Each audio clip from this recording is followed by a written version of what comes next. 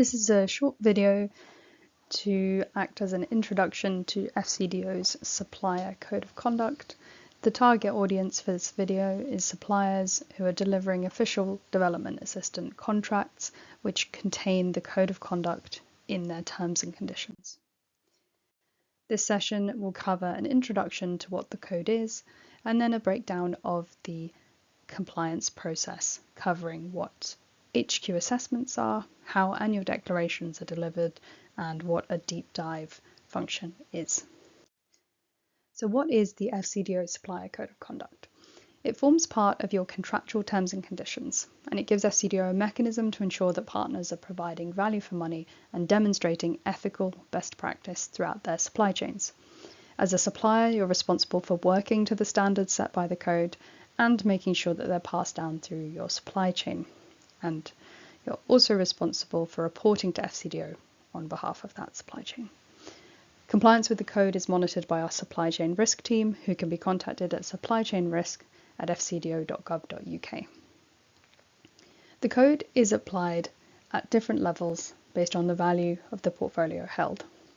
At level 1, which is for the highest value suppliers, they are assessed against a full set of key performance indicators.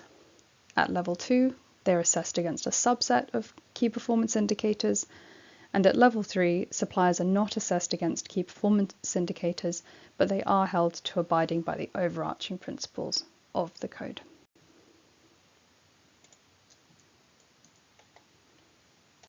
The code assesses suppliers against 6 key areas: value for money and governance, which covers content such as accounts, governance processes, and tax compliance; ethical behaviour, which looks at recruitment, conflict of interest, whistleblowing, and staff training; transparency and delivery chain management, which covers content such as the International Aid Transparency Initiative and supply chain management; environmental, which covers environmental safeguarding and accreditations and environmental performance reporting; terrorism and security, covering declarations on terrorist activity and vetting, and IT and data security policies; and finally, safeguarding social responsibility and human rights, which covers reporting processes, labour principles, and United Nations Global Compact compliance. How we assess compliance with the Code of Conduct happens via 3 functions. First of all is an HQ assessment, which is an initial check of your organisation's alignment with the code.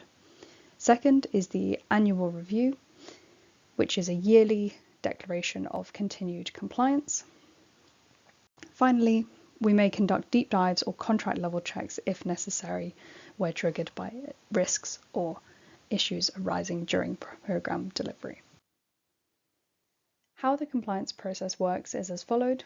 First of all, a compliance baseline is formed once a supplier signs a contract which includes the Code of Conduct in its terms.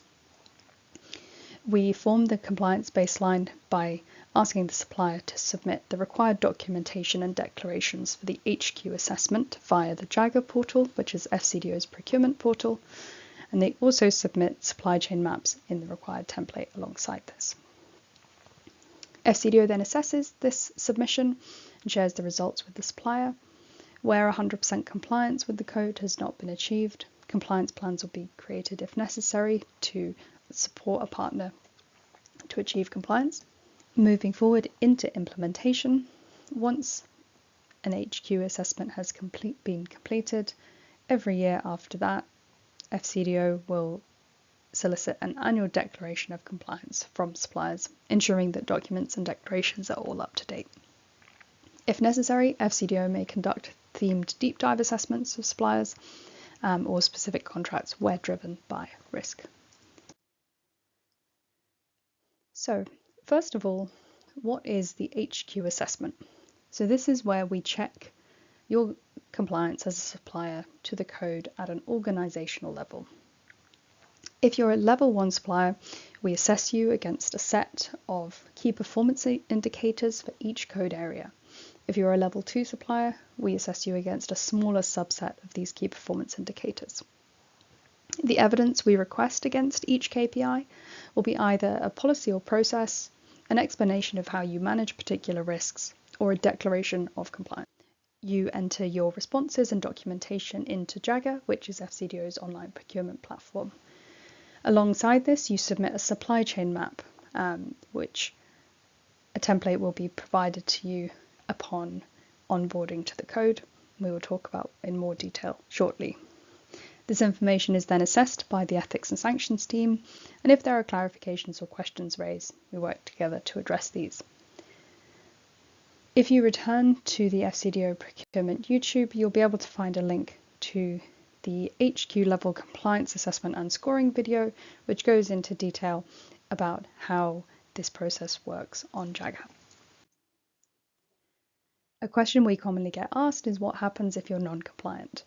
On average, suppliers first engaging with the code won't reach 100% compliance immediately, and the Ethics and Sanctions team are here to help you reach 100% by agreeing on a compliance plan.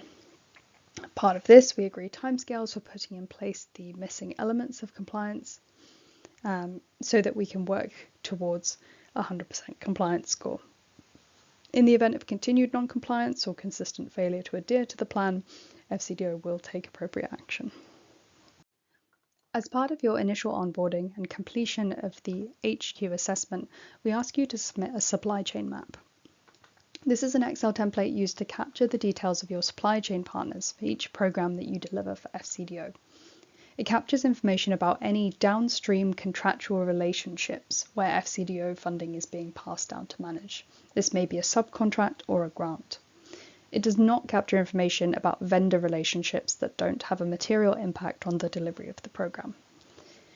This information is collected during the initial onboarding process and then every year during the annual declaration process. So it is something that will need to be factored into your data collection for the program. A supply chain map should be completed for each contract that has the code of conduct within its terms and conditions. The second step of the compliance process for the code is an annual declaration. This is to ensure that code compliance records are up to date.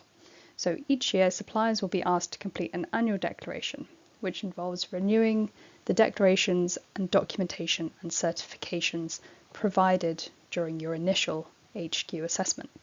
It also involves providing updated supply chain maps to reflect how your supply chain has grown and developed over the year. Once again, the Ethics and Sanctions team review these submissions and provide feedback. Generally, the annual declaration and review process takes place in spring-summer. As with the HQ assessment, we have a detailed guide about how this process works, and the link can be found on the FCDO Procurement YouTube page. The final function that we use to ensure compliance with the code are deep dive checks. A deep dive check is a more in-depth assessment of supplier activity and documentation, usually concentrated on one of the 6 thematic areas of the code. These may happen because of an adverse risk assessment or an issue or an incident raised during the program lifecycle. If any issues are identified upon more in-depth review of a compliance area, actions and timescales will be agreed upon to rectify them and improve compliance standards. This brings us to the end of our video.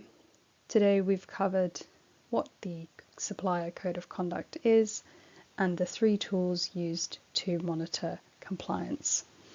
If you have any further questions about the code or how it applies to you or your contract, please reach out to supplychainrisk@fcdo.com.